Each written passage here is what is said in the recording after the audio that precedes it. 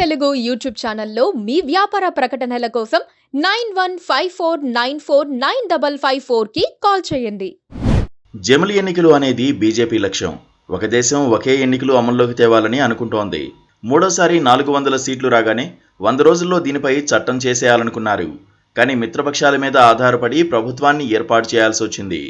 ఏమాత్రం తేడా వచ్చినా ప్రభుత్వానికి ఇబ్బంది. జమిలి ఎన్నికలు పెట్టాలంటే రాజ్యాంగ సవరణ చేయాలి. ఉభయ సభల్లోనూ 3/2 మెజారిటీ రావాలి.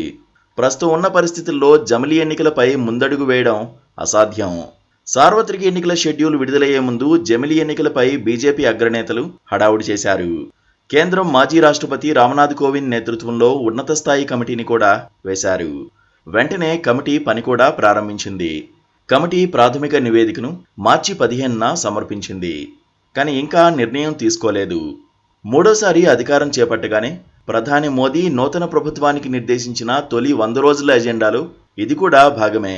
తాజాగా కోవింద్ కమిటీ పూర్తిస్థాయి నివేదికను రాష్ట్రపతికి సమర్పించారు. కోవింద్ కమిటీ రాష్ట్రపతి ద్రౌపది ముర్ముకు సమర్పించిన నివేదికలో అనేక సిఫారసులు చేసింది. ముందుగా లోక్సభ, రాష్ట్రాల శాసనసభలకు ఒకేసారి ఎన్నికలు నిర్వహించాలని, అవి పూర్తయిన 100 రోజుల్లోగా స్థానిక సంస్థల ఎన్నికలను నిర్వహించాలని తెలిపింది. మరోవైపు జమిలి ఎన్నికలపై లా కమిషన్ కూడా తన నివేదికను త్వరలోనే ఇవ్వనుంది. లా కమిషన్ నివేదికలో ఏముంటుందో కూడా ఇప్పటికే స్పష్టత ఉంది. రాజ్యాంగంలో ఒకే దేశం ఒకే ఎన్నికలు అనే అంశంపై కొత్త అధ్యాయాన్ని జోడించి 2029 నాటికి దేశవ్యాప్తంగా లోక్సభ, రాష్ట్ర అసెంబ్లీలు, స్థానిక సంస్థలకు ఏకకాలంలో ఎన్నికలను నిర్వహించాలని లా కమిషన్ సిఫారసు చేయనుంది.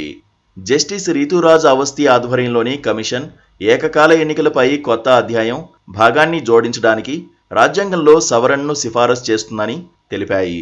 19వ లోక్సభకు ఎన్నికలు జరగనున్న 2029 మే-జూన్లో మొదటి ఏకకాల ఎన్నికలను నిర్వహించేందుకు వీలుగా వచ్చే 5 ఏళ్లలో శాసనసభలను 3 దశల్లో మార్చాలని సిఫారసు చేసినట్లుగా ఇప్పటికే లీక్ అయింది.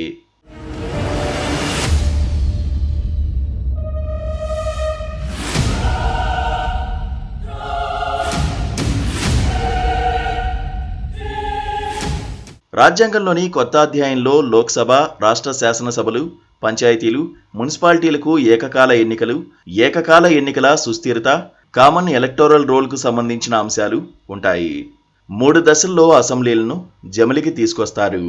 అసెంబ్లీల కాలపరిమితి 3 లేదా 6 నెలల కాల వ్యవధిని కుదించాల్సిన రాష్ట్రాల అసెంబ్లీలతో మొదటి దశ ఉంటుంది.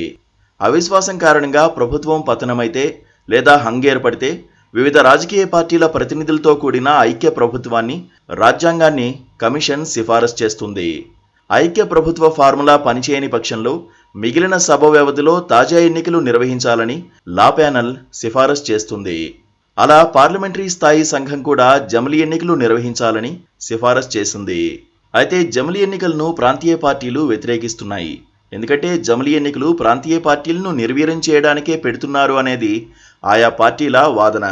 దేశంలో ఇప్పటివరకు జరిగిన జమిలి ఎన్నికల్లో కేంద్రంతో పాటు రాష్ట్రంలోనూ ఒకే పార్టీ గెలిచిన సందర్భాలు 77% ఉన్నాయి.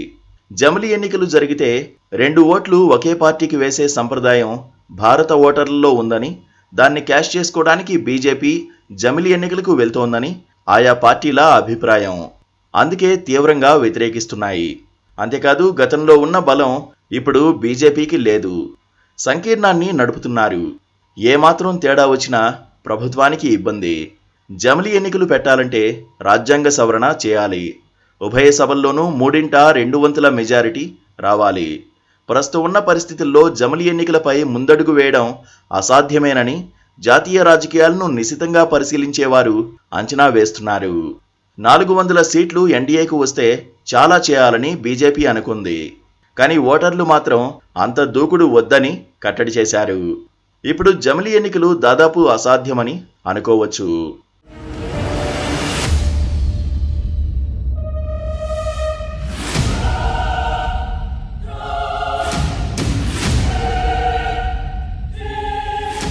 Please subscribe to KTV Telugu. KTV Telugu. KTV Telugu. KTV Telugu channel.